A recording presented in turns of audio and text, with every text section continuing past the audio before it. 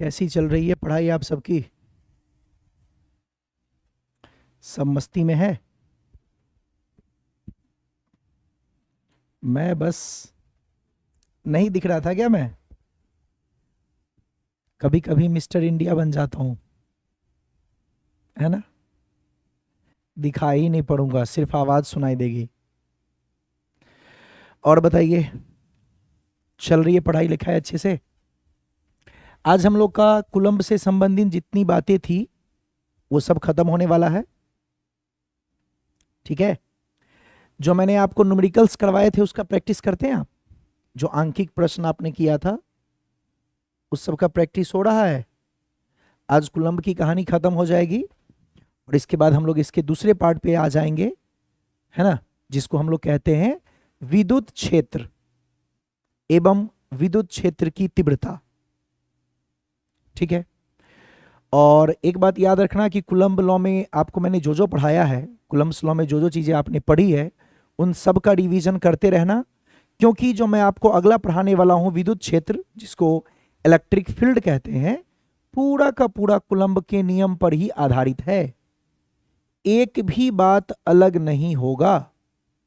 99.9% same. यानी जिसने coulomb वाले को प्रैक्टिस कर लिया अच्छे से, समझ लीजिए कि उसका विद्युत क्षेत्र तैयार है। वो मैं भले ही आपको पढ़ाऊंगा, आपको उसको याद नहीं करनी पड़ेगी अगर आपने अभी तक का क्लास दिमाग में याद रखा है तो। आवेशों का साम्यावस्था भी हमने पढ़ लिया था। मैंने आपको पिछले क्लास में आवेशित लोलक के बारे में कुछ पढ़ाया था।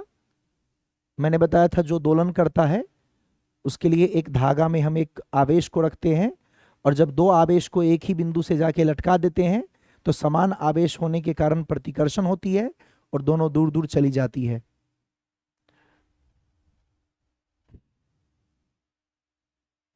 कि नहीं? तो ये सब आप लोग का कंप्लीट हो गया? जल्दी बताइए।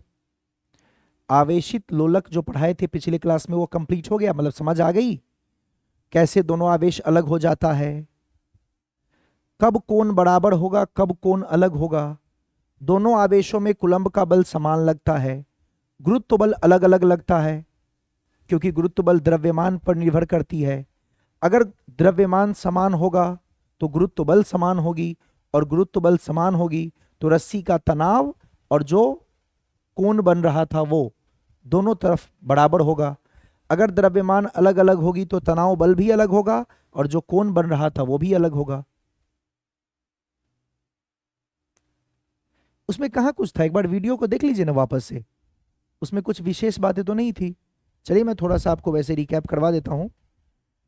एक मिनट, जरा मैं फैन को पीछे कर दूं। हाँ, देखिए तो फिर से एक बार बता देता हूं। चलिए, आप कह रहे हैं तो थोड़ा सा समझ लो, थोड़ा जल्दी क्विकली समझना। ओके। अगर आपने यहां से एक धागा में दो आवेश को लटकाया हुआ है, मतलब एक धागा में नहीं, इस बिंदु से दो धागे में दो आवेश को लटकाया हुआ है और दोनों आवेश समान है, तो क्या होगा? एक बेचारा ऐसे और दूसरा बेचारा ऐसे। कि नहीं? मान लीजिए दोनों की लंबाई L है। ठीक, ये वर्टिकल लाइन है, तो वर्टिकल लाइन के साथ मान लीजिए इधर जो कोण बन रहा है वो θ1 और इधर जो कोण बन रहा है θ2। जल्दी क्विकली समझना क्योंकि आज बहुत कुछ पढ़ाना है। आज मैं चाहता हूं कि कुलम्ब की कहानी खत्म कर दूं। मुझे सिर्फ इतना बताना स्वाति, आपको मैं जो पूछ रहा हूं, अगर मैं कहूं कि इसका आवेश है Q1 और द्रव्यमान है M1 और इसका आवेश है Q2 और द्रव्यमान है M2, तो क्या आप मुझे इतना बता सकते हो कि अगर दोनों के बीच की दूरी,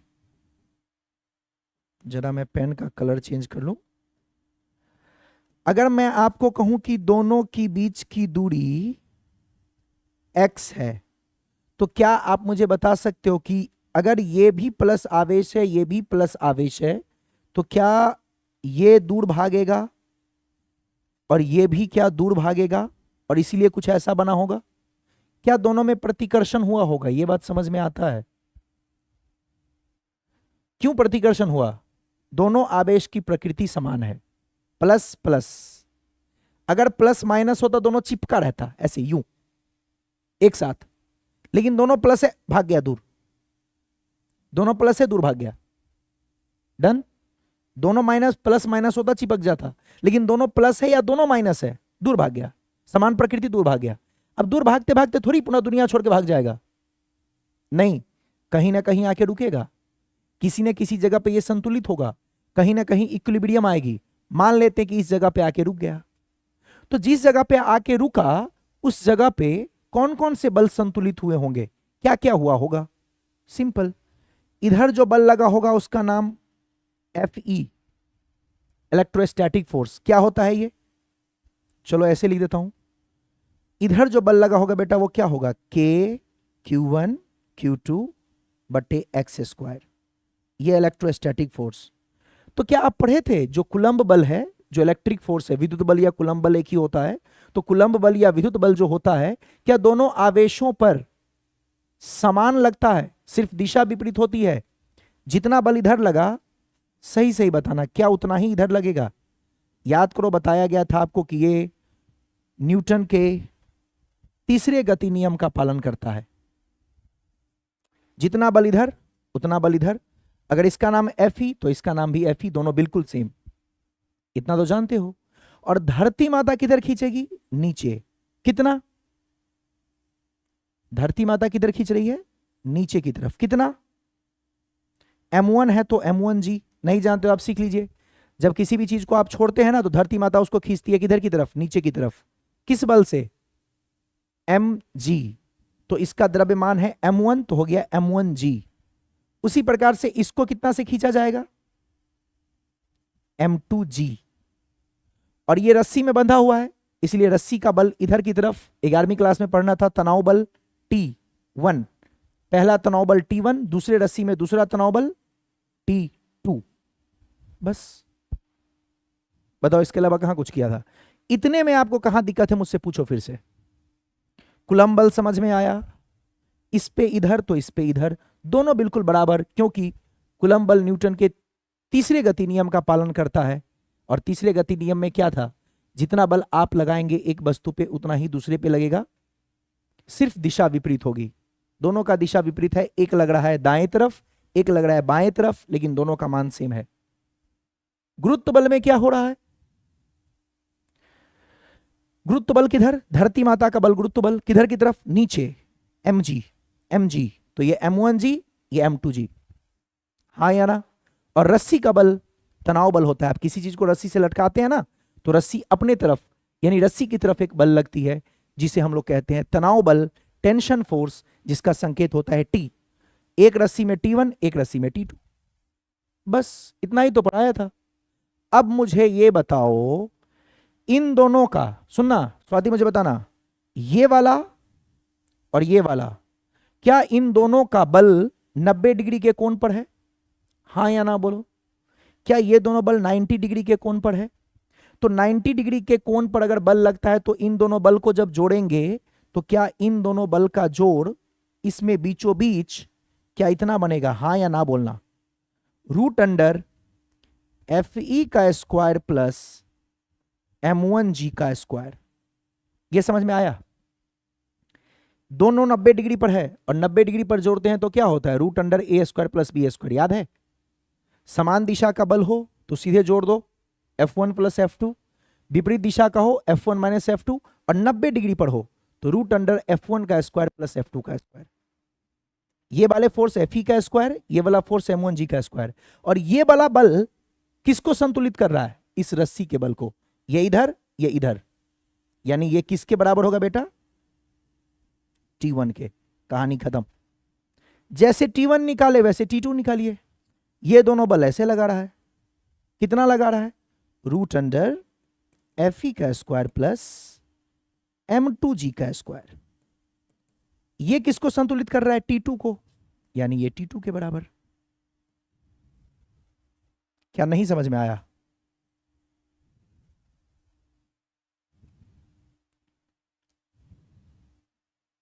कौन सा फॉर्मूला आपके पास नहीं है? ओहो नीतीश, फॉर्मूला आपके पास नहीं है? कौन सा फॉर्मूला है? कूलम्ब बल का फॉर्मूला आपको नहीं पता है? के Q one Q two by x square, दोनों की दूरी अगर x है तो के Q one Q two by x square. गंदा बच्चा है तो ये धरती माता जो बल लगाती है mg, तनाव बल रस्सी में जो लगता है ऊपर की तरफ t, उतना ही तो बात है, और कहां कुछ है? अच्छा, बल को जोड़ने का फॉर्मूला नहीं है क्या आपके पास? क्लास आप नहीं करते हो। बल को जोड़ने के लिए बोले थे ना, बल एक सदिश राशि है, तो सदिश का जो फॉर्मूला होता है वही बल को जोड़ने का फॉर्मूला होता है। अच्छा 90 डिग्री वाला, ओहो अरे बेटा 90 डिग्री का कोई स्पेशल फॉर्मूला नहीं है, सुनो मैं अगले पेज पे थोड़ा बताता हूं। अरे एक सदिश का फॉर्मूला याद है आपको? r बराबर root under A square plus B A square plus 2ab cos theta. अभी बता देता हूं। तो अगर यही बल के लिए बनाना है फॉर्मूला तो क्या बन जाता है? a के जगह f1 का स्क्वायर f2 का square 2f1 f2 cos theta.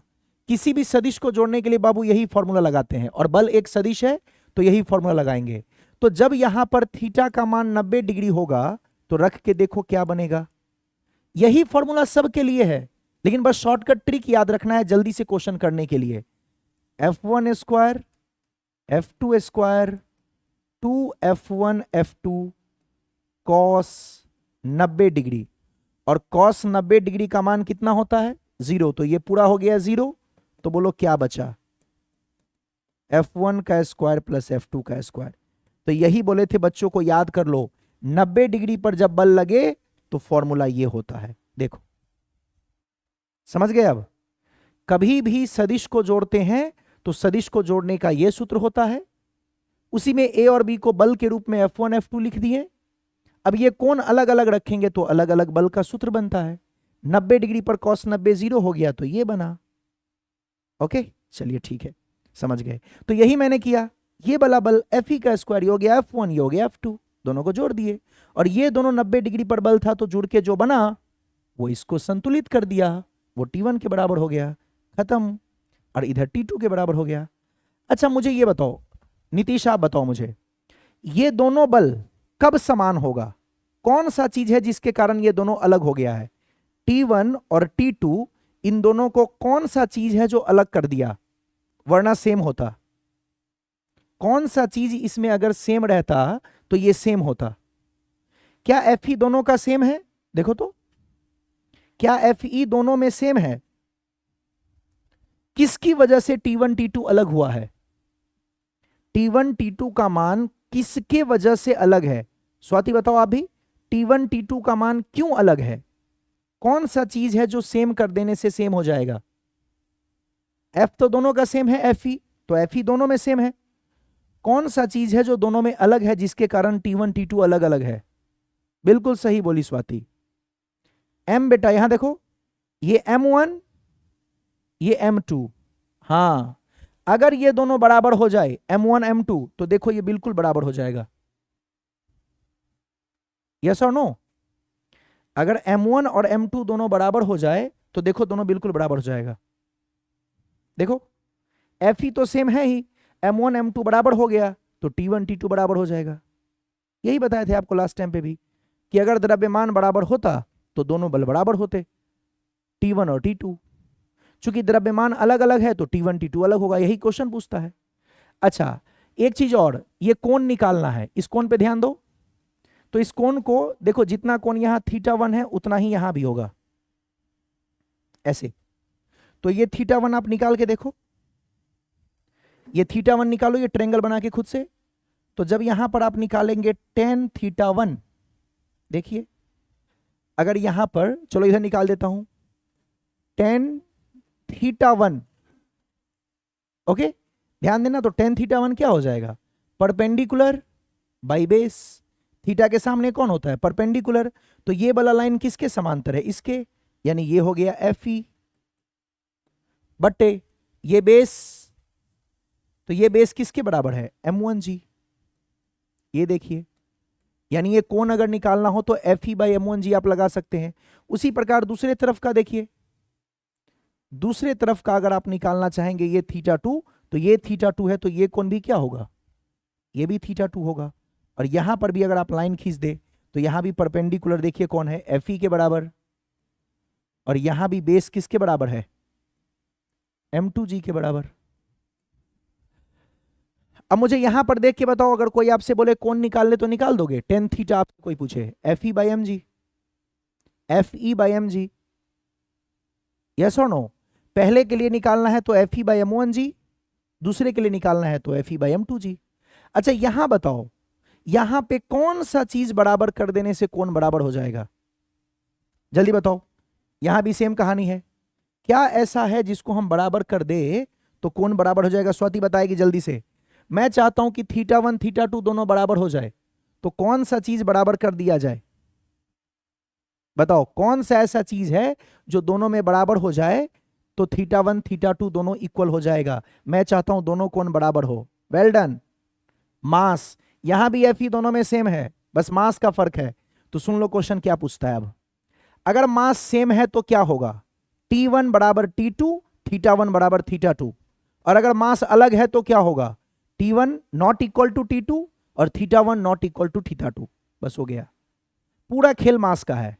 बाकी आवेश बराबर हो ना हो कोई फर्क नहीं, मास बराबर तो कोण और तनाव बल दोनों बराबर, और मास अलग तो कोण और तनाव बल दोनों अलग, सिंपल। तो लिख लीजिए, बस हो गया। इतना ही बताए थे आपको लास्ट टाइम पे भी और यहां पर भी बता रहे हैं, देख लीजिए। अगर M1 बराबर M2, यदि M1 बराबर क्या है M2, तो लिख लीजिएगा T1 बराबर T2 एवं θ1 बराबर भी θ2। अगर द्रव्यमान बराबर है तो दोनों बराबर हो जाएगा।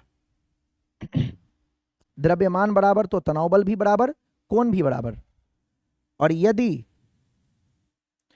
द्रव्यमान बराबर नहीं तो तनाव बल भी बराबर नहीं एवं कोण भी बराबर नहीं, बस इतनी सी बात है। तो यही पूछता है, थोड़ा ध्यान दीजिएगा, है ना। कोई आपसे पूछ दे कि बताइए दोनों में द्रव्यमान बराबर है तो क्या होगा, द्रव्यमान बराबर है लेकिन आवेश अलग है, तो याद रखना आवेश से मुझे कोई लेना देना नहीं है। आवेश बराबर हो, आवेश बराबर नहीं हो, हमें कोई फर्क नहीं पड़ेगा θ1 θ2 बराबर है या नहीं है। उस पर जब भी देखना है तो सिर्फ द्रव्यमान को देखना है। द्रव्यमान बराबर तो कोण और तनाव बल भी बराबर, द्रव्यमान अलग तो कोण और तनाव बल भी अलग। बाकी आपको कुछ नहीं देखना है, कुछ नहीं सोचना है, ठीक है, ये चीज ध्यान रखिएगा। अच्छा एक बहुत फेमस क्वेश्चन है, मैं ऐसे ओरली पूछ लेता हूं, आपको पता है, एक बार बता देता हूं। बोला गया था जहां पे ग्रेविटी फ्री रीजन है, ग्रेविटी फ्री रीजन समझते हैं, गुरुत्व बल नहीं है वहां पर, ग्रेविटी फ्री रीजन, गुरुत्व बल नहीं है, यानी G का मान 0 है। तो मुझे बताइए θ1 और θ2 कितना होगा, आपको सोच के बताना है। अगर कहीं पर गुरुत्व बल नहीं है यानी G का मान 0 है, सुनना आप सब नहीं जवाब दे पाओगे मुझे लग रहा है, फेमस क्वेश्चन है, काफी कंपटीशन में भी पूछा और एग्जाम में भी पूछ देता है, नॉर्मली बोर्ड एग्जाम में भी। जरा मैं बोलता हूं, जरा दिमाग लगा के बताना मुझे। अगर कहीं पर गुरुत्व बल नहीं होता, G का मान 0, जल्दी से बता दो, ओरली बताना है, इसमें कुछ करना नहीं है। G का मान 0 होता तो θ1 θ2 कितना होता, देखो जिसको नहीं पता है मैं बोलता हूं, एक बार ध्यान देना। यहां G का मान 0 रखो, जैसे ही 0 रखोगे तो ये पूरा नीचे वाला 0 हो जाएगा, ऊपर वाला कुछ भी हो कोई प्रॉब्लम नहीं, ऊपर वाला कुछ भी हो, अगर नीचे वाला 0 हो गया तो क्या बन जाएगा बता सकते हो कोई, tan थीटा में FE को छोड़ दो, नहीं नहीं FE और नीचे 0 हो गया ना। मैंने क्या कहा, गुरुत्व बल नहीं है मतलब G का मान वहां पे 0 है, ग्रेविटी फ्री रीजन कहते हैं उसको। G का मान 0 है तो G का मान जैसे ही 0 होगा तो नीचे में 0, तो ऊपर FE, अरे बेटा ऊपर बचा FE लेकिन नीचे हो गया 0, तो 0 कैसे, FE किसी भी चीज को 0 से भाग देते हैं तो क्या बन जाता है, यहां मैं साइड में लिख देता हूं, देखो tan थीटा बराबर, जब अगर ग्रेविटी फ्री रीजन होगा तो G का मान 0 लेंगे, पूछा हुआ क्वेश्चन है कंपटीशन में। FE और जी का मान आपने 0 रखा तो इन्फिनिटी बन गया। और बोलो 10 का मान इन्फिनिटी किस कोण पे होता है? 90 डिग्री पे। याद है कुछ? 10 का मान इन्फिनिटी कब होता है? 90 डिग्री पे। देखना टेबल अगर नहीं याद हो तो, कि नहीं? यानी उस स्थिति में θ1 भी 90 हो जाएगा और θ2 भी 90 हो जाएगा। अब क्वेश्चन क्या था पूरा सुनना। अगर कोई ग्रेविटी फ्री रीजन है, मतलब जी का मान 0 है, तो बताइए दोनों जो रस्सी आपने लटका हुआ देखा है ना, इसके बीच में कितना कोण बनेगा? तो देखो पहला कोण भी 90, दूसरा कोण भी 90, तो θ1 भी 90, θ2 भी 90, तो दोनों के बीच का कोण ये 90, मतलब ये ऊपर चला गया, और ये भी 90 मतलब ये भी ऊपर चला गया, तो दोनों में कितना कोण बना? 90 90। इस तरफ ऐसे सीधा हो गया, पूरा बिल्कुल सीधा हो जाता है। ये भी 90, ये भी 90, तो कितना कोण बना? 180 डिग्री पूछा था।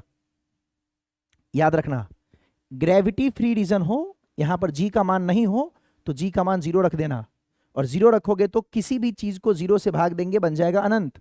और 10 का मान अनंत यानी इन्फिनिटी होता है 90 पर, तो θ1 भी 90, θ2 भी 90। मान लो ये θ2 आपने निकाला, तो θ2 90, जैसे ये 90 हुआ है वैसे वो भी 90 होगा, और 90 90 मिलके दोनों के बीच में कोण कितना हो जाएगा? इन दोनों के बीच का कोण 90, मतलब ये ऊपर चला जाएगा, ये भी ऊपर चला जाएगा, तो दोनों के बीच में कोण कितना हो जाएगा? 180 डिग्री पूछा था क्वेश्चन। समझे कैसे? समझ में आया कि नहीं बताओ पहले? आपको नहीं करने आया वो मैटर नहीं करता है, समझ में आ गया? अगर जी का मान 0 होगा तो क्या होगा? आप जवाब दे दोगे? 0 रखेंगे, ये 0 होगा, कुछ भी चीज को 0 से भाग देंगे तो अनंत बनेगा, और इन्फिनिटी 10 का मान इन्फिनिटी 90 पर होता है, तो θ1 भी 90, θ2 भी 90, दोनों मिला के 180। तो बोला गया था कि दोनों जो आपका दोनों डोर दिख रहा है, या दोनों जो हमारे पास पेंडुलम है, उसके बीच में कितना कोण बन जाएगा? आंसर था 180 डिग्री। और ये भी बिल्कुल सीधा हो जाएगा, ये भी बिल्कुल सीधा हो जाएगा। दोनों बॉल के बीच की दूरी कितनी हो जाएगी? L प्लस L, पूरा सीधा हो गया तो टोटल दूरी कितनी हो जाएगी? 2L। ये भी L, ये भी L, 2L। ये पूरा सीधा हो गया, ये भी पूरा सीधा हो गया। 90 का मतलब क्या हुआ? ये थीटा 90 कब होगा? जब ऐसे हो जाए। और ये 90 कब होगा? जब ऐसे हो जाए। दोनों ऐसे है, तो ये भी L, ये भी L, तो दोनों जो आपने देखा है आवेशित गोला, उसके बीच की दूरी हो जाएगी 2L, और कोण बन जाएगा 180 डिग्री। चलिए बस इतनी सी बात थी, आगे बढ़ें। अगले टॉपिक को ध्यान से देखना, ये इंपॉर्टेंट है, ऑब्जेक्टिव में और 2 मार्क्स में दोनों में पूछा जाता है। तो आज ये देखते हैं, ये तो सिंपल है, इसका मैं बात नहीं कर रहा हूं, इसके बाद वाला। चलिए एक टॉपिक ये देख लीजिए, कुलंब के नियम की सीमाएं, लिमिटेशंस ऑफ कुलंब्स लॉ। कुलंब के नियम की सीमाएं, इसका मतलब क्या है सुन लो। कुलंब का नियम आप कब कब लगा सकते हैं, समझ लो। उसकी सीमा क्षेत्र कहां तक है, कहां तक ये वैलिड है, कहां तक लगाया जा सकता है, किस किस स्थिति में कुलंब का नियम लगा सकते हैं, यह होता है कुलंब के नियम की सीमाएं का मतलब। कुलंब की नियम की सीमाएं, लिमिटेशंस ऑफ कुलंब्स लॉ, इसका मतलब है कुलंब का नियम कब कब लगाएंगे, कब कब ये सत्य होगा, कब कब वैलिड है, कहां लगाना चाहिए। जानते हैं आप सब कहां लगाना चाहिए? मैं बताऊं, जो चैप्टर का नाम है उसी में इसका आंसर है। यस और नो? जो चैप्टर का नाम है ना, उसी में आपको आंसर मिल जाएगा। बताइए जो आप चैप्टर पढ़ रहे हैं उसका नाम क्या है? इलेक्ट्रोस्टैटिक्स है ना? इलेक्ट्रोस्टैटिक्स है ना? इलेक्ट्रोस्टैटिक्स का मतलब मुझे बता दो क्या है? आवेश गतिमान या आवेश स्थिर। इसमें जो आवेश हम ले रहे हैं वो गतिमान आवेश का बात कर रहे हैं या स्थिर आवेश का बात कर रहे हैं? बताओ। स्टैटिक का मतलब होता है क्या? स्थिर, रुका हुआ, विराम। यस और नो? तो चैप्टर के नाम में ही इसकी लिमिटेशंस हैं, कहां कहां पे लगा सकते हैं वो चैप्टर के नाम में ही क्लियर है। तो हम कहते हैं इलेक्ट्रोस्टैटिक्स, स्टैटिक्स का मतलब होता है रुका हुआ, विराम, है ना? स्थिर वैद्युतिकी, तो क्या मतलब हुआ? जहां पे आवेश रुका हुआ हो। तो देखो पहला शर्त वही है, पहला है कि कब कुलंब का नियम लगाएंगे। तो कुलंब का नियम आप तब लगाएंगे जब आपका बिंदु आवेश, पहला तो बिंदु आवेश होना चाहिए, वो तो कुलंब के नियम में ही लिखवाए थे, और दूसरा आवेश होना चाहिए कैसा? देखो यहां स्थिर, स्थिर वैद्युतिकी। इलेक्ट्रोस्टैटिक्स, स्टैटिक्स यानी स्थिर, स्थिर यानी विराम, विराम यानी रुका हुआ, यानी ये तभी लगाएंगे जब आवेश आपका विराम में हो, आवेश आपका रुका हुआ हो, आवेश आपका स्थिर हो। और किस आवेश के लिए लगाएंगे? क्या किसी भी आवेश वाले सिस्टम के लिए लगा सकते हैं? तो उसमें भी एक शर्त है कि आवेश होना चाहिए बिंदु आवेश। तो ये बताने की कोई जरूरत नहीं है, क्योंकि याद करो कूलम्ब का नियम लिखवाते वक्त ही मैंने लिखवाया था कि दो बिंदु आवेशों के बीच आरोपित होने वाली कूलम्ब बल, और फिर आपने पूरा नियम लिखा था। तो उस वक्त ही आपको बता दिया गया था कि कूलम्ब बल कब लगाते हैं? जब आवेश कैसा हो? बिंदु आवेश। और आवेश कैसा होना चाहिए? गतिमान या विराम? तो विराम। क्यों? चैप्टर में ही लिखा हुआ है इलेक्ट्रोस्टैटिक्स, आप जो पढ़ रहे हैं उस चैप्टर का ही नाम है स्थिर वैद्युतिकी। स्थिर वैद्युतिकी, स्थिर मतलब रुका हुआ, विराम, वैद्युतिकी मतलब हो गया आपका आवेश। यानी ये आप तब लगा सकते हैं जब आपका आवेश किस अवस्था में हो? विराम अवस्था में। और कब लगा सकते हैं? जब आवेश आपका बिंदु आवेश हो, है ना। किसी चार्ज्ड बॉडी के लिए नहीं लगा सकते हैं, ये तब आप लगा सकते हैं जब आपका आवेश किस अवस्था में हो? विराम अवस्था में। और कैसा हो? बिंदु आवेश हो। तो आज ही वही देख लेते हैं। कूलम्ब के नियम की सीमाएं। पहला, कूलम्ब का नियम कब लगाते हैं? कूलम्ब का नियम लगाते हैं बिंदु आवेश के लिए। कूलम्ब का नियम जाके पढ़िए, उसमें क्लियर लिखा हुआ था, दो बिंदु आवेशों के बीच लगने वाली विद्युत बल, यानी आवेश कैसा होना चाहिए? बिंदु आवेश। तो पहला कहानी, यह नियम केवल बिंदु आवेशों के लिए सत्य है। यानी ये नियम आप तभी लगाएंगे, ये फॉर्मूला आप तभी लगाएंगे जब आपके पास आवेश कैसा है? बिंदु आवेश। ठीक है। दूसरा, आवेश विराम में या गतिमान? तो उसमें भी आपने पढ़ा है, चैप्टर का नाम है स्थिर वैद्युतिकी। स्थिर का मतलब विराम। यहां पर जितने भी आवेश के बारे में आप पढ़ रहे हैं उन आवेश की अवस्था कैसी है? विराम अवस्था। तो दूसरा शर्त क्या आ गया? ये स्थिर आवेश के लिए सत्य है। ठीक है।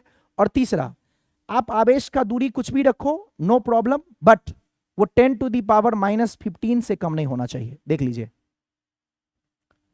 ये नियम जब भी आप लगाएंगे तो आप सभी दूरी के लिए लगा सकते हैं, बस शर्त यह है कि दूरी 10⁻⁻15 से कम नहीं होना चाहिए। यानी यह नियम 10⁻⁻15 मीटर से कम दूरी के लिए लागू नहीं होता है। क्यों? क्योंकि आपको पता है जो नाभिक का आकार है वो 10⁻⁻15 होता है। इसको हम लोग कहते हैं, जान लीजिए, अभी थोड़ा सा आप केमिस्ट्री में ये चीज पढ़ेंगे और फिजिक्स में भी हम लोग जब पढ़ेंगे आधुनिक भौतिकी तो बताऊंगा। इसको हम कहते हैं फर्मी। 1 फर्मी होता है 10⁻⁻15 मीटर। 1 फर्मी क्या होता है? ये जो आप लिखे ना 10⁻⁻15 मीटर, ये होता है फर्मी, 1 फर्मी। और ये फर्मी में हम किसको मापते हैं? नाभिक के आकार को। जो आपका नाभिक है उसका आकार क्या होता है फर्मी में? 10⁻⁻15। केमिस्ट्री में सुने होंगे शायद आप, है ना। जो परमाणु का होता है वो एंगस्ट्रॉम में 10⁻⁻10। ये भी जान लीजिए, 1 एंगस्ट्रॉम कहीं लिखा हुआ दिखे 10⁻⁻10 मीटर, 1 फर्मी कहीं लिखा हुआ दिखे 10⁻⁻15 मीटर। तो ये नाभिक के आकार को बताता है, न्यूक्लियस के साइज को। न्यूक्लियस के साइज को हम लोग मापते हैं किस में? फर्मी में। और परमाणु के आकार को मापते हैं किस में? एंगस्ट्रॉम में। इसको एंगस्ट्रॉम कहते हैं, 10⁻⁻10। और आपको देख के पता लग रहा है कौन सा बड़ा है? नीतीश बताओ तो जरा देख लूं आपको, इतनी भी बात पता है कि नहीं? फर्मी और एंगस्ट्रॉम में कौन बड़ा है? देख के बोलो, फर्मी एंगस्ट्रॉम में कौन बड़ा है? जो एंगस्ट्रॉम में हम लोग मापेंगे परमाणु को, एटम को, और फर्मी में हम लोग मापते हैं नाभिक को। तो मुझे बताइए नाभिक और परमाणु में कौन बड़ा होगा? परमाणु के अंदर रहता है नाभिक ना, तो नाभिक छोटा होगा, परमाणु बड़ा होगा। तो आप मुझे इसमें देख के बताओ सिर्फ कौन सा ज्यादा है, 10⁻⁻10 या 10⁻⁻15? जल्दी बोलो। फर्मी बड़ा है तो F बड़ा लिख लो, और एंगस्ट्रॉम बड़ा है तो A बड़ा लिख दो। चलो, F बड़ा या A बड़ा, यहां देख के बताओ। दोनों वैल्यू आपके सामने है, जल्दी से बताना है। बच्चे को ये भी नहीं पता लगता है ये आपको बताना है फर्मी बड़ा है या एंगस्ट्रॉम, दोनों को बताना है। दोनों में से कोई भी बताओ जल्दी से।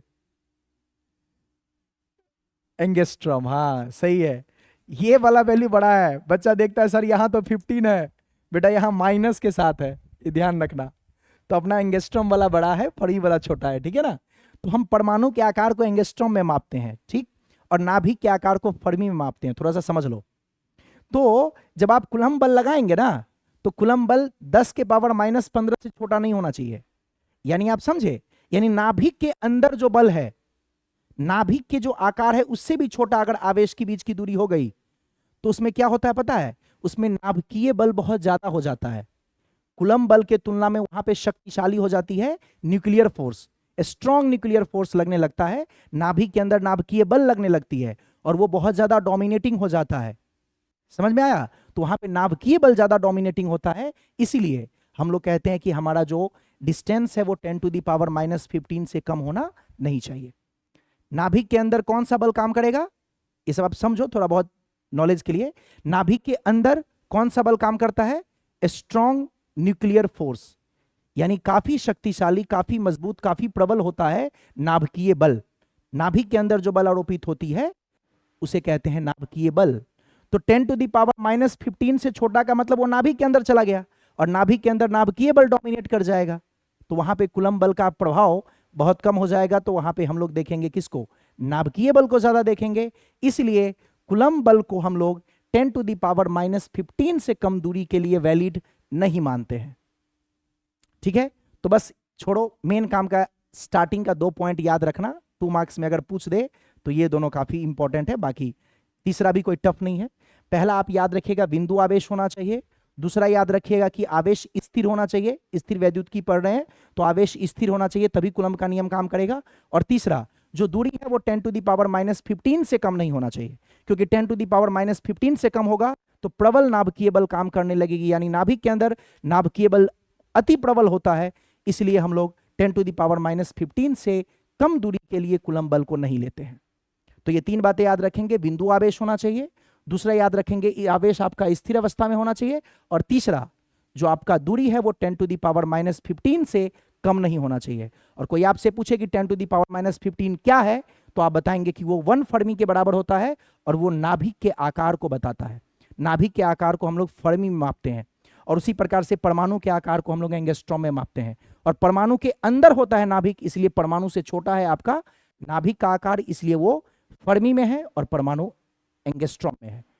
और अगर आप नाभिक के अंदर जाते हैं तो नाभिकीय बल अति प्रबल हो जाती है, इसलिए वहां पर कुलम्ब बल का प्रभाव ज्यादा नहीं देखा जाता है। यानी अगर आपका 10⁻⁻15 से कम दूरी है तो वहां पर हम लोग कुलम्ब बल को नहीं लेते हैं, वहां पर नाभिकीय बल काम करती है जो कि बहुत स्ट्रांग है। ओके, तो ये छोटी सी बात थी, तो बस याद रखिएगा, थ्योरेटिकल बात है। तो ये होती है कुलम्ब बल, कहां कहां लग सकता है, क्या है उसकी सीमाएं। तो बिंदु आवेश, आवेश विराम अवस्था में होना चाहिए, और जो दूरी है वो 10⁻⁻15 से कम होना नहीं चाहिए। सिंपल, तीनों पॉइंट्स याद हो गए तो याद रखिएगा। नाभिक के लिए नाभिक के आकार को हम किस में मापते हैं? फर्मी में, और परमाणु के आकार को एंगस्ट्रॉम में। ठीक है, चलिए, तो इतनी बात याद रखेंगे, आगे बढ़े। फिर हम लोग एक छोटा सा कंसेप्ट पढ़ेंगे, कुलम्ब के नियम का सदिश निरूपण। यह भी काफी इंपॉर्टेंट है, या तो आपको 2 मार्क्स में पूछेगा या इसका फॉर्मूला डायरेक्ट आपको दिया जाएगा। बस लास्ट ही थ्योरी है, इसके बाद आपका कुलम्ब बल का पूरा थ्योरी ही खत्म हो जाएगा। फिर हम लोग इसके बाद स्टार्ट करेंगे विद्युत क्षेत्र, और विद्युत क्षेत्र पढ़ने से पहले जितना आपको पढ़ाया गया इस चैप्टर में पूरा डिवीजन आपको कर लेना है। ठीक है, चलो, बहुत सिंपल सा कंसेप्ट है, थोड़ा सा समझा देता हूं, ध्यान से सुनिएगा। कुलम्ब के नियम का सदिश निरूपण। कुलम्ब के नियम को तो छोड़ दो अभी, कुलम्ब का नियम आप लोग जानते हो ना। कुलम्ब के नियम का फॉर्मूला सबको पता है, क्या था? F = K/Q1/Q2/R²। ध्यान से सुनना अब जो मैं बोल रहा हूं, थ्योरेटिकल चीजें हैं तो समझने की कोशिश करना। 2 आवेश के बीच लगने वाला बल कुलम्ब ने दिया था, और वो फॉर्मूला है F = K/Q1/Q2/R²। इसमें थोड़ा आपको जवाब देना पड़ेगा जो मैं पूछूंगा उसका। मुझे सिर्फ इतना बताओ, ये जो फॉर्मूला है ये हमें बल का मान बताता है, मान और दिशा दोनों बताता है, या दिशा बताता है? इस फॉर्मूला से आप क्या निकालते हैं? बल का मान, या बल का मान और दिशा दोनों? क्योंकि आपको पता है ना बल एक सदिश राशि है, तो आपको जो कुलम्ब ने ये सूत्र दिया था इससे आप क्या निकालते हैं? बल का मान, या बल का मान और दिशा दोनों? क्योंकि दिशा तो होगी, अगर बल की बात की जाए तो बल एक सदिश राशि है तो उसमें मान और दिशा दोनों होगा। तो इस फॉर्मूला से क्या निकलता है? किसी आवेश पर लगने वाले बल का मान निकलता है या मान और दिशा दोनों निकलता है? जल्दी से बताओ, जो कुलम्ब का आपने फॉर्मूला लिखा है, इस पर मान निकालते हैं, दिशा निकालते हैं या दोनों? जल्दी बताइए इस फॉर्मूला को देख के। इस फॉर्मूला से हम जब निकालते थे, प्रश्न सॉल्व करते थे, तो इससे मान निकालते थे, दिशा निकालते थे या दोनों? नहीं, इससे सिर्फ आप बल का मान निकालते थे। कहां दिशा निकालोगे? K का मान रखोगे, Q1 का मान रखोगे, Q2 का मान रखोगे, R2 का मान रखोगे। मान लो इस पूरे को हल करने के बाद 10 न्यूटन आया, तो इसमें दिशा कहां है? इस फॉर्मूला से अभी तक आप सिर्फ मान निकालते थे, लेकिन बल में दिशा भी होती है, तो आप दिशा कैसे निकालते थे? दिशा तो होती है, तो दिशा कैसे निकालते थे? भैया दिशा आप ऐसे निकालते थे, जब मैं बोलता था कि ये Q1 आवेश है, ये Q2 आवेश है, तो आप दिशा फॉर्मूला से नहीं, कॉमन सेंस से निकालते थे कि दोनों प्लस है तो प्रतिकर्षण करेगा, ये दूर भागेगा। ये भी प्लस है तो ये इसको प्रतिकर्षण करेगा। यहां तो प्लस मैंने दे ही दिया है, यहां प्लस है, ये भी प्रतिकर्षण करेगा, दूर भागेगा।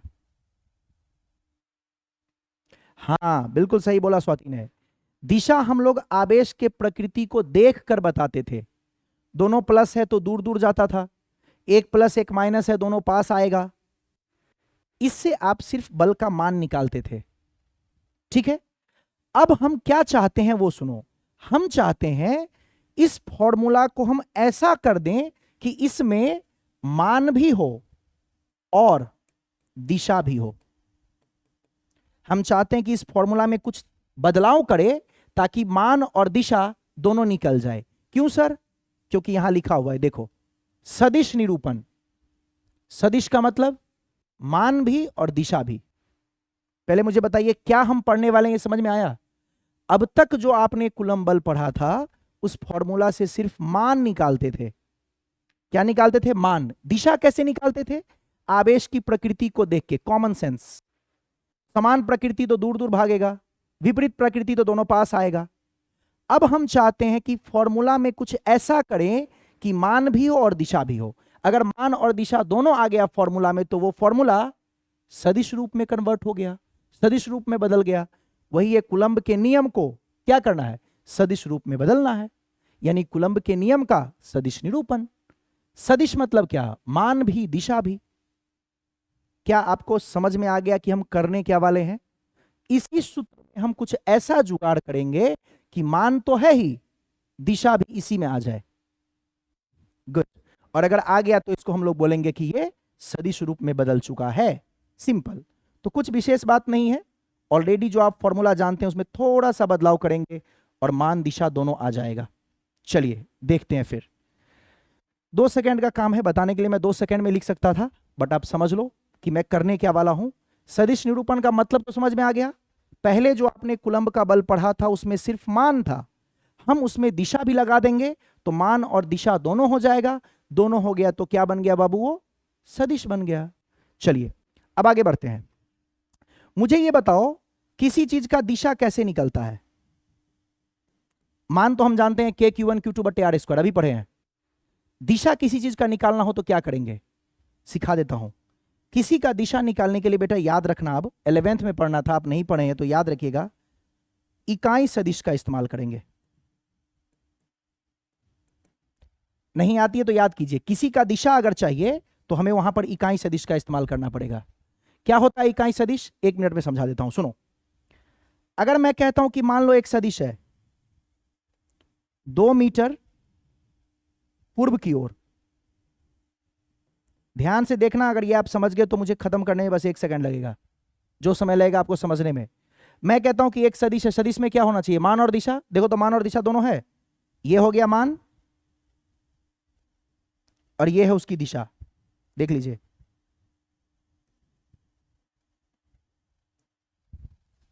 एक सदिश का मतलब क्या है? मान भी और दिशा भी। देखो मान और दिशा। अब मैं चाहता हूं कि मुझे सिर्फ इसका दिशा मिले। क्यों? मान तो हमें पता ही है, कूलम्ब बल का मान निकालने का सूत्र क्या है? किसी भी कूलम्ब बल में अगर आपको मान निकालना है तो क्या फॉर्मूला है? K Q1 Q2 बटे R²। हमको क्या निकालना है? दिशा। दिशा किसके मदद से निकलेगा? इकाई सदिश। क्या होता है इकाई सदिश? अब देख लेते हैं। कोई भी सदिश जो दिया हुआ है, मान लीजिए ए है, तो मैं आपको जो कहता हूं उसको ध्यान से सुनना। इस चीज को ध्यान से सुनेंगे समझ में आ जाएगी। देखिए, कोई सदिश दिया है 2 मीटर पूर्व की ओर। अगर मैं आपसे कहूं 2 मीटर पूर्व की ओर, यह क्या है? यह है ए वेक्टर, यही था। अगर मैं इसको इसके मान से भाग दे दूं, जो सदिश दिया हुआ है इसको मैं इसके मान से भाग दे दूं, मान कौन है? 2 मीटर, तो बोलो क्या होगा? ये कटेगा और बोलो क्या बचेगा? बचेगा पूर्व की ओर। मुझे बताओ, मान बचा, दिशा बचा, या दोनों बचा हुआ रह गया? जल्दी से जवाब दो। मैंने सदिश को लिखा और उसके मान से भाग दिया, तो मुझे जो आंसर निकल के मिला वो उसमें क्या आपको दिख रहा है? मान दिख रहा है, दिशा दिख रहा है, या दोनों दिख रहा है? जल्दी से देख के बताओ। दिशा। सिर्फ दिशा जो आपने निकाल दिया ना, ये इकाई सदिश बन गया। ये लो, समझने के लिए सिंपल फॉर्म में सिर्फ दिशा बचा। क्यों? कॉमन सेंस भाई। 4 मीटर पश्चिम बट्टे 4 मीटर, कट गया, पश्चिम बचा। 10 मीटर उत्तर बट्टे 10 मीटर, 10 मीटर कटा, उत्तर बचा। सिंपल, एकदम नॉर्मल मैथमेटिक्स है। अब आ जाओ यहां। ये जो ए वेक्टर था वो 2 मीटर पूर्व था। अब पता नहीं आप 11th बिल्कुल पढ़े हैं कि नहीं पढ़े हैं, बट फिर भी आ जाओ। ये जो 2 मीटर आपने लिखा है मान, जो पूरा वेक्टर है उसको ए के ऊपर एरो लगाते हैं तो ये वेक्टर बन जाता है। मान का संकेत होता है सिर्फ ए। अगर ए वेक्टर है 2 मीटर पूर्व की ओर, तो सिर्फ मान लिखना है तो उसको ए कहते हैं। मतलब जो 2 मीटर आप लिखे थे ना वो ए है। यानी क्या यहां से नियम बना? किसी वेक्टर को उसके मान से भाग देंगे, किसी सदिश को उसके मान से भाग देंगे, दिशा बचेगा। और जब सदिश को उसके मान से भाग देते हैं तो इसी को कहते हैं इकाई सदिश। और इकाई सदिश को सूचित करने का एक और टेक्निक होता है। ये ए वेक्टर का दिशा आप निकाले हैं, मतलब ए वेक्टर का इकाई सदिश निकाले हैं, तो आपको लिखना है ए और इसके ऊपर कैप। A cap.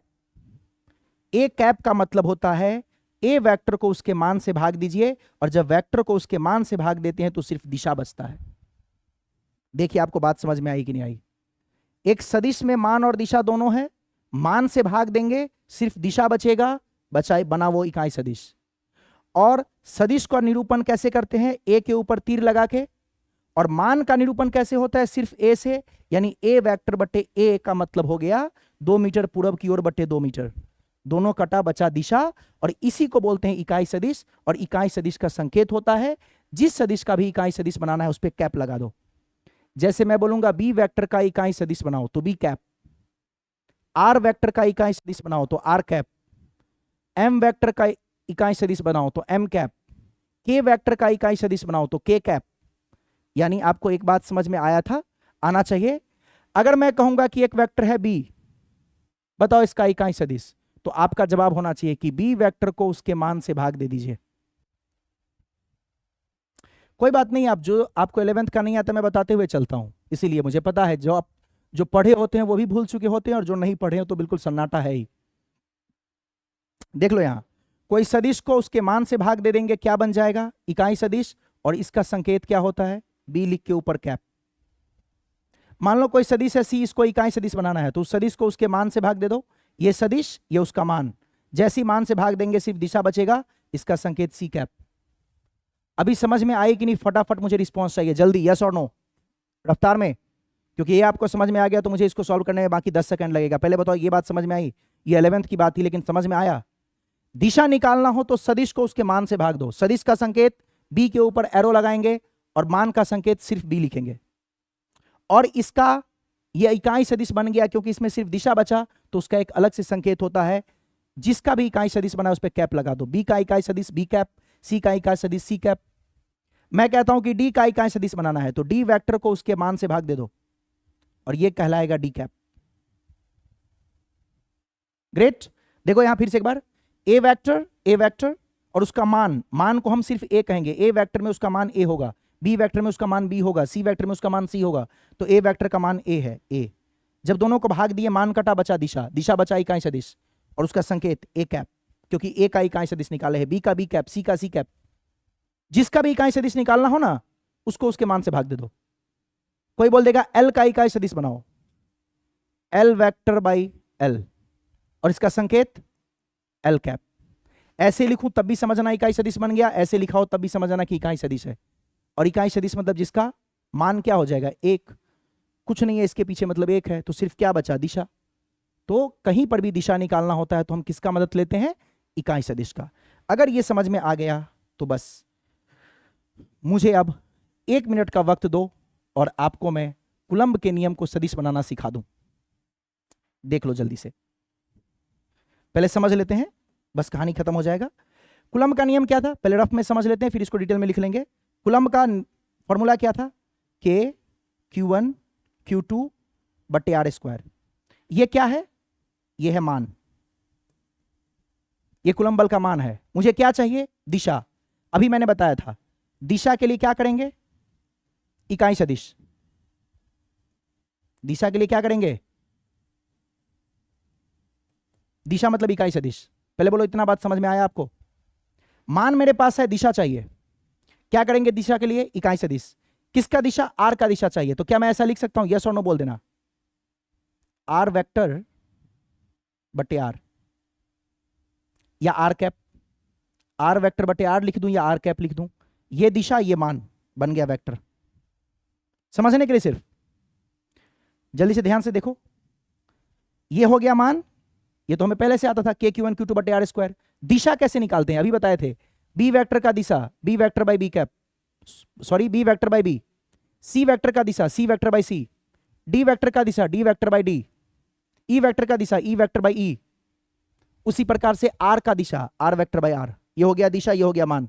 मान भी दिशा भी दोनों जब मिल जाती है तो ये क्या कहलाता है, दोनों मिल जाती है तो ये कहलाता है सदिश।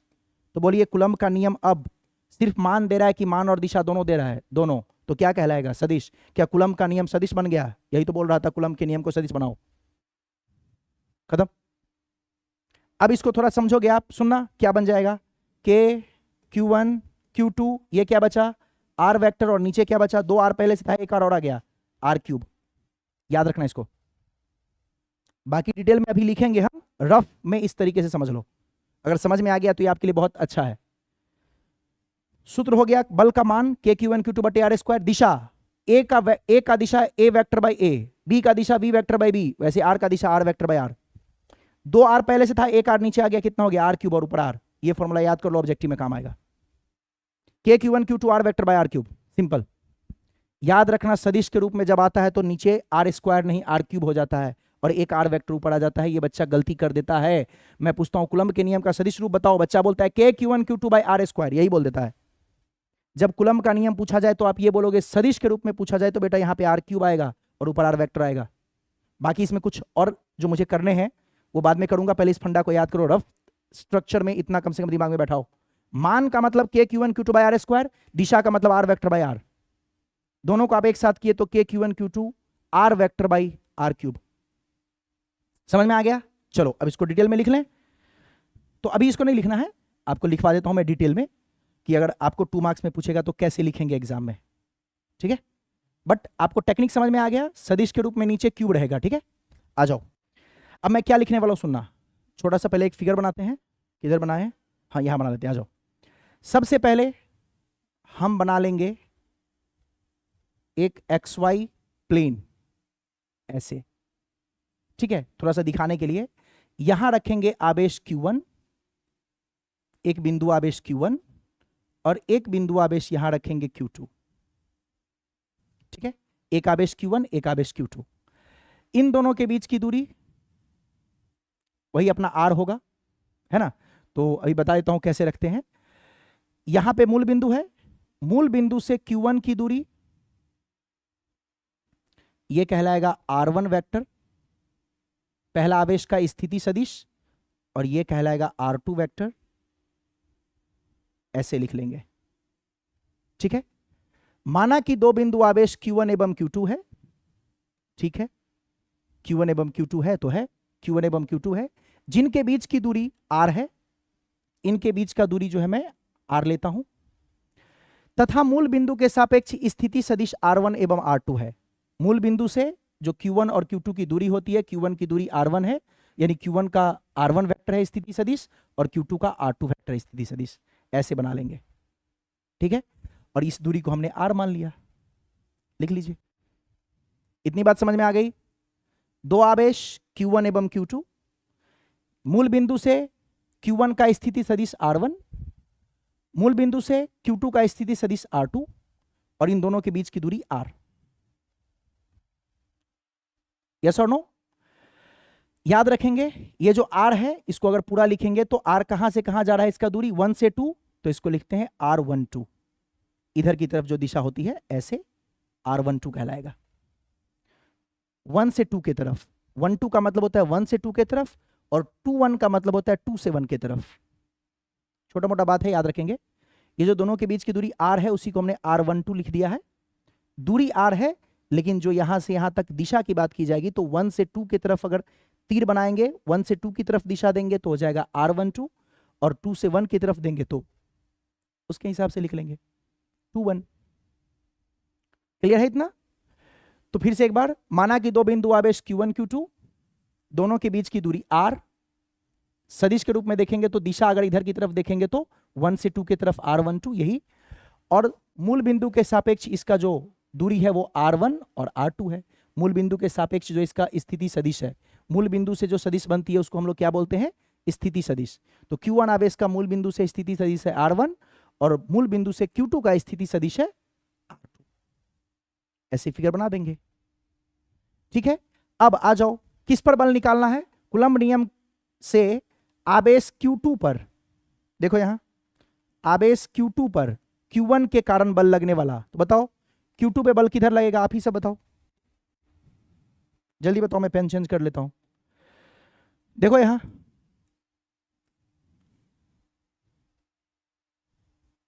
देखो, Q2 पे बल देखना है तो क्या Q2 पे बल ऐसे लगेगा?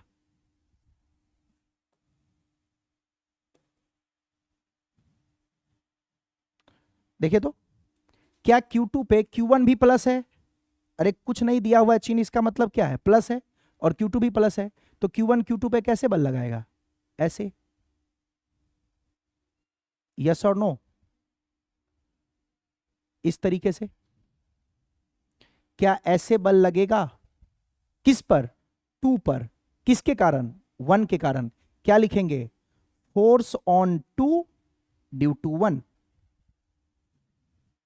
ये आपको फोर्स निकालना है और इसको सदिश के रूप में लिखना है, वेक्टर के फॉर्म में। 1 2 पर बल किधर लगाएगा? इधर। 2 1 पर किधर लगाएगा? इधर। तो 1 ने 2 पर बल किधर लगाया? नीचे की तरफ। क्या लगाया बताओ? फोर्स जो लगाया, फोर्स 2 पर 1 के कारण, बताओ कितना लगेगा? वही फॉर्मूला जो आप जानते हैं, K Q1 Q2 बट्टे इन दोनों के बीच की दूरी R थी ना, वो R को अगर हम इस रूप में देखें, सदिश के रूप में देखें, तो क्या बन जाएगा? R12, यही बनेगा ना। तो ये बन गया R12 का स्क्वायर। यस और नो? अरे इसी को आप R स्क्वायर भी लिख सकते हैं, लेकिन मैंने R12 का स्क्वायर लिख दिया। ये क्या निकला? ये निकला मान। क्या दिशा भी चाहिए? हाँ। तो कौन सी दिशा है? क्या इस बल की दिशा R12 की दिशा में है? तो R12 की दिशा मतलब हम इसका इकाई सदिश लिख देंगे। कैसे लिखेंगे? इकाई सदिश कैसे लिखना सिखाए थे? R12 और ऊपर लगा दीजिए कैप, R12 कैप। ये बन गया वेक्टर। अब सारा मान बैठा दीजिए, K Q1 Q2 R12 का स्क्वायर, और इसको क्या लिख सकते हैं? इसको लिखेंगे आप R12 वेक्टर बट्टे R12। ये हो गया मान, ये हो गया दिशा। शॉर्टकट में हम इसी को लिखे थे ना, K Q1 Q2 by R square, और यहां लिखे थे R कैप के जगह के R वेक्टर बाई R। तो इसी में थोड़ा दिशा को देख के लिखना है अगर, तो इसको 1 इसको 2 मानेंगे तो इधर की दिशा क्या होगी 1 से 2, तो ये जगह R12।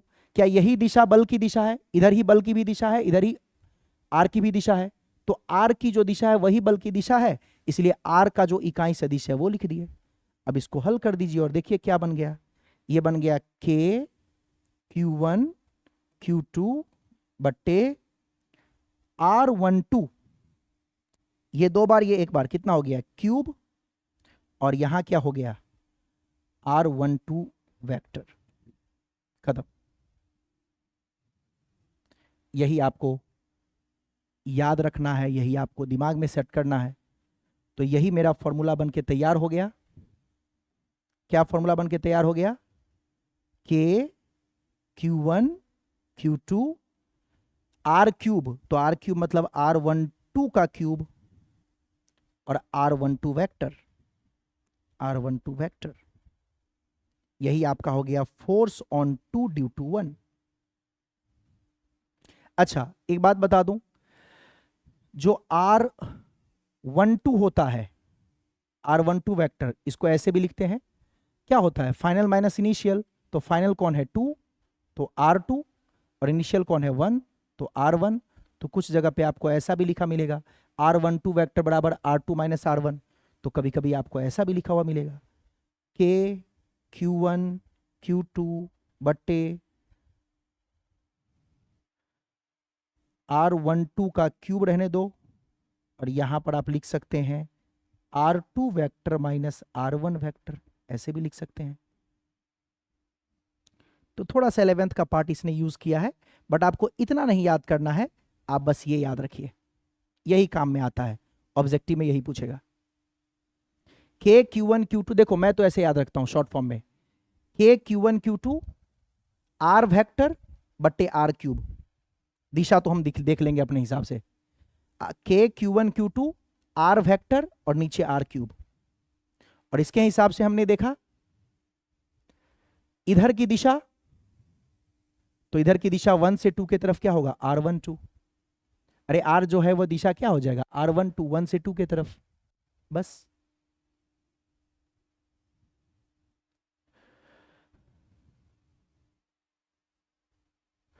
एक मिनट, दूसरे पर जो बल पहला लगाता है उसको बोलते हैं फोर्स ऑन 2 ड्यू टू 1। ये तरीका होता है, इसे मेरी गलती नहीं है। दूसरे पर बल ने लगाया 1 का, तो इसको बोलते हैं फोर्स ऑन 2 ड्यू टू 1। और जो दिशा देखते हैं वो दिशा नीचे की तरफ है, तो नीचे की तरफ मतलब कहां से कहां 1 से 2, इसलिए 1 2। दिशा ऐसे लिखते हैं कहां से कहां गया, तो 1 से 2, और बल ऐसे लिखते हैं किस पर बल लगा 2 पर, किसके कारण 1 के कारण। ये दिशा लिखना और बल का लिखना थोड़ा सा उल्टा होता है सिस्टम। और जब भी हम R निकालते हैं तो वो होता है फाइनल माइनस इनिशियल, फाइनल कौन 2, इनिशियल कौन 1, इसलिए ऐसा लिखते हैं। अरे आपको ये याद करने में दिक्कत होगा, आपको ये याद करने में दिक्कत होता है तो क्या याद करो पता है, छोड़ो, आपको याद करने में दिक्कत हो रहा है, ऐसे याद कर लेना शॉर्टकट तरीका, F बराबर सदिश के रूप में K Q1 Q2 R square. पहले बोलो इतना याद था, अरे इतना पहले से याद है, बस एक काम करना R क्यूब कर देना, ऊपर एक R वेक्टर लगा देना, छोड़ो, और बाद में फुर्सत में यहां पर लाके लगा देना 1 2, और यहां पे लाके लगा देना 1 2, हो गया। क्यों परेशान हो रहे हो? तरीका इतना है लेकिन टेक्निक मस्त है, नहीं समझे? फिर से एक बार, फोर्स लिखना हो no problem, K Q1 Q2, क्या R स्क्वायर पहले था, R क्यूब कर लेना, सदिश के रूप में याद रखना क्यूब होता है, और ऊपर R वेक्टर लगा देना, और दिशा 1 से 2 की तरफ, बाद में यहां 1 2 और यहां 1 2 लिख देना। और R12 क्या होता है फाइनल माइनस इनिशियल, ये इनिशियल ये फाइनल, बाद में लिखा था वो फाइनल कहलाता ना, फाइनल मतलब R2, इनिशियल मतलब R1, हो गया खत्म कहानी, सिंपल हो गया, याद ना, बस यही बात है। क्या इतना थोड़ी आपको दिमाग खराब करना है, ठीक है। इसमें लिखने का तरीका थोड़ा उल्टा पुल्टा है तो लोगों को समझने में दिक्कत होती है, टेक्निक देखो मस्त बता दिया, simple. K Q1 Q2 by R square पढ़े थे, एक R वेक्टर ऊपर दो, एक R नीचे दो, इकाई सदिश कैसे होता है R वेक्टर बटे R, अब नीचे 2 R पहले से था, एक R आ गया, तो कितना हो गया R क्यूब, और ऊपर हो गया R वेक्टर। अब इस दिशा को 1 से 2 के तरफ है, 1 2 1 2 लगा दो, वही तो लिखा हुआ है, देखो तो, मैं इतना किया हूं नाटक, उससे क्या मतलब है, आप टेक्निक समझो ना, समझ में आया बात। मान हो गया ये, K Q one Q two by R square, और दिशा क्या हो गया, आर वेक्टर बाय आर। मान हो गया K Q one Q two by R square और दिशा हो गया आर वेक्टर बाय आर। तो नीचे हो गया आर क्यूब, ऊपर हो गया आर, और बाद में 1 2 लगा दो दोनों में, और यही हो जाएगा force on 2 due to 1, force on 2 due to 1, खत्म कहानी। ऑब्जेक्टिव में पूछता है, याद रखिएगा, कौन सा बहुत रॉकेट साइंस है। हाँ, तरीका पूरा अगर आपको जानना है तो इस तरीके से होता है, तो मुझे तो पूरा तरीका बताना पड़ेगा, बट टेक्निक मस्त है। देखो अपना जो बोले वो टेक्निक समझ में आया।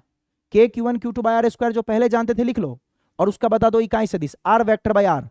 तो 2 आर पहले से था, 1 आर आ गया, तो आर क्यूब ऊपर आर वेक्टर, और बाद में 1 2 लगा दो, उसको याद रखिएगा। और R12 क्या होता है, बस इतना याद रखिएगा, R2 माइनस R1 कभी मिल जाए ऑप्शन में ऐसा तो बस हो गया, खत्म। तो इसी को हम लोग बोलते हैं कुलंब के नियम का सदिश निरूपण। सदिश में जब लिखना होता है तो मान अलग, दिशा अलग। दिशा कैसे निकलता है, इकाई सदिश से। इकाई सदिश ये हो गया, और इस इकाई सदिश को क्या करते हैं, उस सदिश को उसके ही मान से भाग देते हैं, तो ये दिशा ये मान दोनों एक साथ अटैच हुआ, ये क्यूब ये आर वेक्टर। एक बार देखना वीडियो को फिर से, या मैंने जो पहले वाला ट्रिक बताया था उसको इस्तेमाल कीजिएगा। K Q one Q two by R square लिख के into R vector by R, R cube हो गया। अब आर को 1 2 लिख देना, और फोर्स को उल्टा लिखना 2 1, खत्म कहानी, बन गया ये सदिश।